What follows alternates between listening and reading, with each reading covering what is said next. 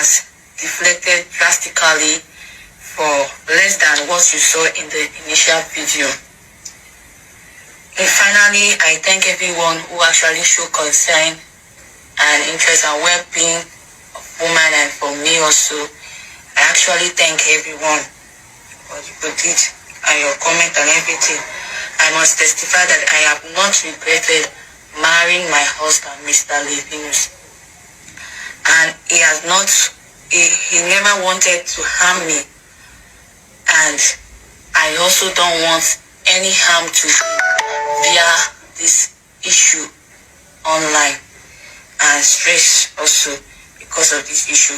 So I repeat, I, Mrs. Peace Levinus, order that no one or organization or bloggers or individual should harm or further stress my lovely husband, Mr. Levinus, because of this matter, because I also had my part in this situation. I will always stand by him forever and see God's purpose for our family fulfilled, because there's no perfection in human flesh. We all make mistakes. There's no one that is better than one. There's no perfect being anywhere. So I really fully make this presentation to avoid any further reaction from bloggers, individual or organization against him. So those that have been posting or doing unmanners should please stop. I'm in peace with my husband now. And husband, we go drag you. We go drag you. Huh? We are not saying RIP again. We are tired of celebrating the dead. We now want to celebrate the living. We go drag your husband. If you not agree, come out, madam, we go drag you, come out. Because there is so much evidence that you have been mentally, physically, emotionally, verbally abused. See where the man is correcting her reaction. Domestic violence. One mental illness that a lot of people will never understand until you wear that shoe. I remember when I used to be married 15 to 16 years ago. When my ex-husband finished punching me, he would come back and tell me, honey, I'm sorry. I don't used to beat you because I hate you. I beat you because I love you. I'll not. Honey, do you know that you are very stubborn? I'll not. Honey, do you know that you have very sharp mouth? I'll not. That's the reason why I used to beat you.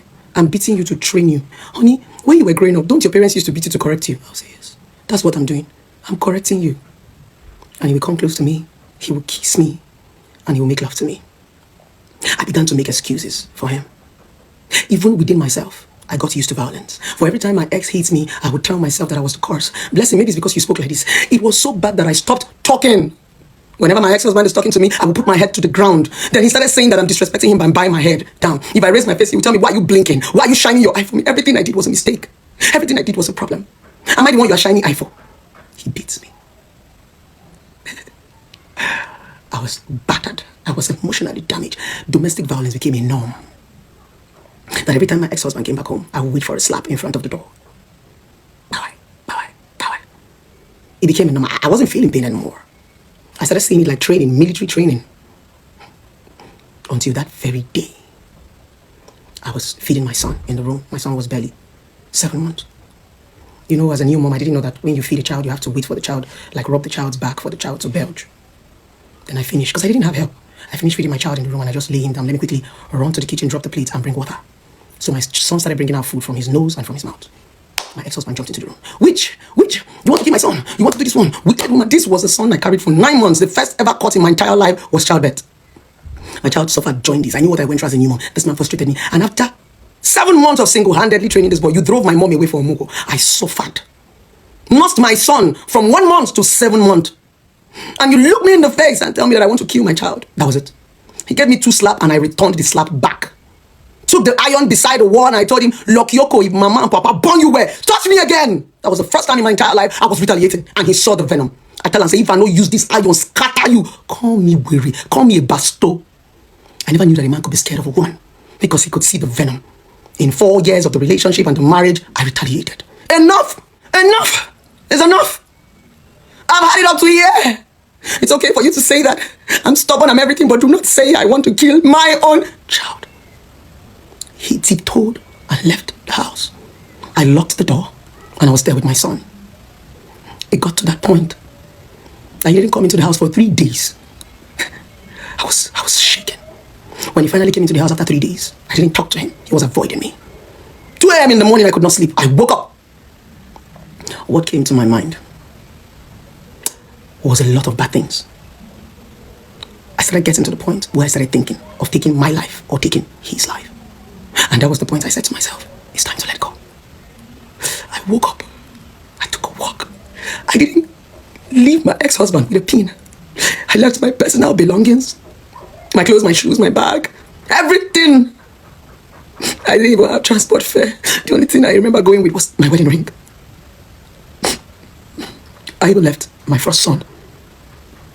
At that point, all I wanted to do was survive. I didn't want to die. I didn't want to go. I was too young. I was only 21. I didn't have money to go. So I had to go to Presidential Road in Port Harcourt to sell my wedding ring. That was how I got transport money to go to my friend's place. He started saying I'm a prostitute, that I abandoned my child for prostitution. And I said I wanted to heal. I went back for my son, and that was where the frustration started. A lot of people know me on the social media for so many things. But what they do not give me credit for is that I'm a survivor. I didn't wait for anybody to tell me to go. I left. I don't know what you want to say about me, but all I am going to say is, it is only you that can save yourself. Nobody can help you. Nobody. It's been 14 to 15 years after I left my ex-husband, and I'm still being labeled. Let's see here, you cannot give us a relationship, so you cannot keep a marriage. 15 years! Society have dragged me, they've called me names. But I'm alive.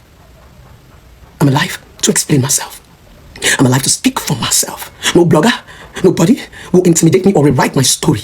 I'm alive to say it the way it is. I'm alive to defend myself. That is what you owe yourself as a woman or as a man. Domestic violence is not just a man. Be alive and say your story. Except you're going to be in your grave and people are going to rewrite the narrative. Run! Run! Run! When it gets so bad, run. Don't wait for bloggers to save you. We cannot save you. Don't wait for a relationship. We cannot. Run. Run. Run. What will people say as they are beating you? We are still talking. People will always have something to say. Make sure that you have your voice to reply them. They will always have something to write. Make sure you are alive to also pick up your pen to rewrite your story. I think the worst thing that can happen to anybody in death is when you are there and see people write things about you that you never did. Your job is to stay alive. I'm not even saying stay for your children. Stay for yourself. Because when I go into stay for your children, that's a selfish. You don't stay for your children. You stay for society. Because most of these children who are groomed and breeded in a domestic violence relationship come out damaged. Single mothers do better jobs than you that is in a relationship and your child is watching your husband beat you. He will beat his girlfriend. Most of the men who are violent today saw their father beat their mother. It's a pattern, a generational pattern. It is pattern that you people call cause. They cause all these things. If they happen for their family, if they follow them. No, it is called pattern. What you have seen over and over and over again, you learn it. You get used to it. It becomes a lifestyle. Love me for who I am. This is who I am. Nobody is who they are. You were born pure. You were born innocent. You watched something for so long. You took it in, subconsciously or subconsciously. It became a lifestyle. Run! In this society, they only fight for dead people. The living will fight for themselves. They will only come and show pity when you're gone. They don't show pity when you're alive. Please, stay alive for yourself. Please. To this beautiful woman in this video, I'm going to look for your page, I'm going to look for your handle, and I will follow you up. By fire, by force. I will save you. You are going to thank me later. I will save you. Because sometimes when you love people, you have to do it by force. There were some things our parents did by force that we did not like, and when we grew up, we thanked them later. You see, you leaving us, we will buy this case. We are not losing any woman again, except the one that have cried, especially this one that have cried out. You gave her letter to come and be reading to us. You wrote letter. You didn't even wait for this woman's wound to heal. You are so shameless. Leaving us. You say we should not call you out. We will drag you. I go personally. I will drag you. I will fight for the living. This one that I saw and I heard, I will not let it slide. We will not say RIP to this beautiful soul. Oga! Oga! Oga! Oga! No! This is bullying. This is wickedness. This is... You're not married. Even if you do this to your house girl, Oga will drag you. If you do this to another person's child, Oga will drag you. There's nothing like, we do no, Oga. Living us. We will drag you and we will drag her out. We will try our best, and if she refuses, we will leave her. But Oga living us. Get ready for me, oh. Me personally. I have bought this domestic violence issue. I want to take it personal. Yes. Very personal. I'm not going to lose another woman. Actually, this one that cried out, that I heard in my ear. Other ones I did not hear too. Domestic violence. Oh, no.